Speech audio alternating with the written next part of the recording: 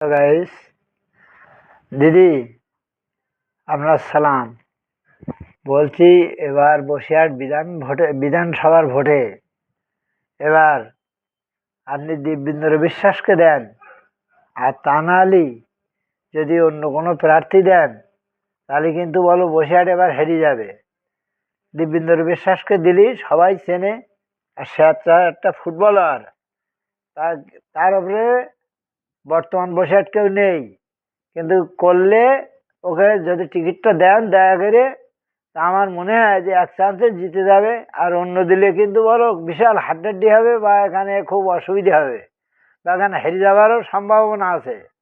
দিব্যেন্দু বিশ্বাসকে দেন দয়া করে, আপনার কাছে অনুরোধ। এই বলে, যদি আমার কথাটা ভালো লাগে আপনার, দয়া করে লাইক, সাবস্ক্রাইবার, কমেন্ট করবেন, আর আপনার গ্রুপেই ঢোকার সুযোগ দেন।